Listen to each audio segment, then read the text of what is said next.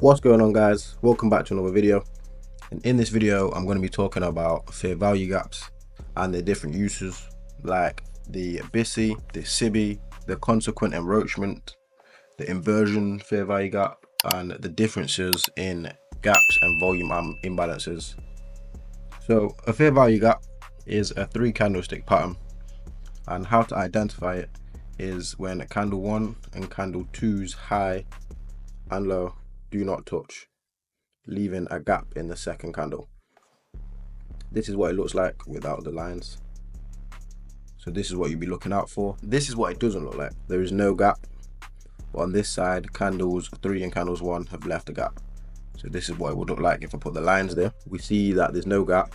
That means there's no fair value gap here, and there is a fair value gap there. So here on the charts we have an example of a bearish fair value gap. Candle 1, candle 2, and candle 3.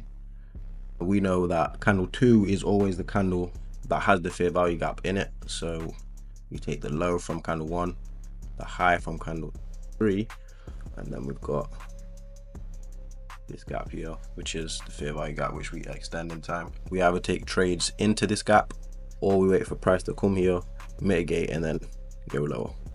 So to know what a SIBI and a BISI, one is a sell side imbalance with a buy side inefficiency, and the other one is a buy side imbalance with a sell side inefficiency. So this is called a SIBI, where there's no buy side offered in between candle 1 and candle 3. Candle 2 has a gap in it.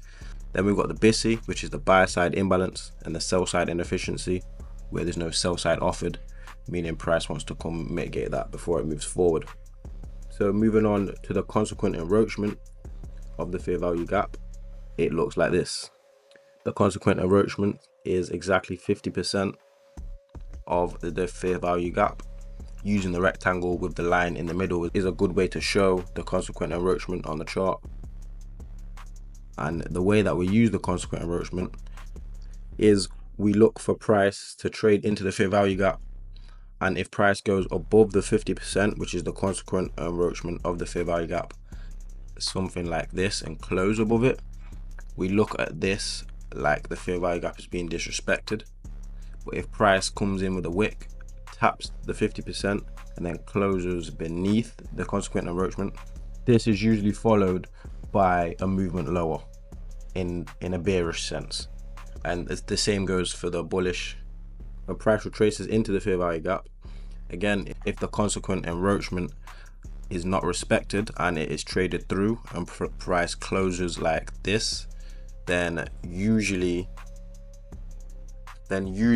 price is then followed with a movement lower, and this is disrespected and the order flow is changing.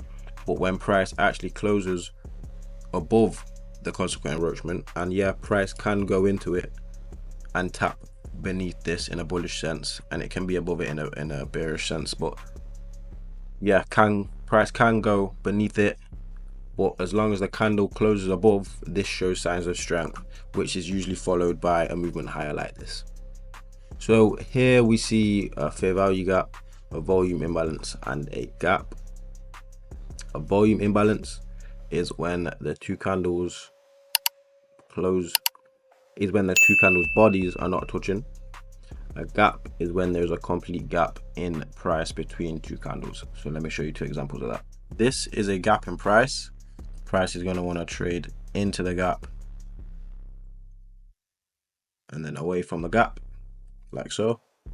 Here we see a volume imbalance that is actually respected. Price trades into the volume imbalance and then trades away, and there's a gap between the two closes of the candle, or the wicks is still touching. So this is the volume imbalance. I hope you enjoyed, and yeah, peace. See you in the next one.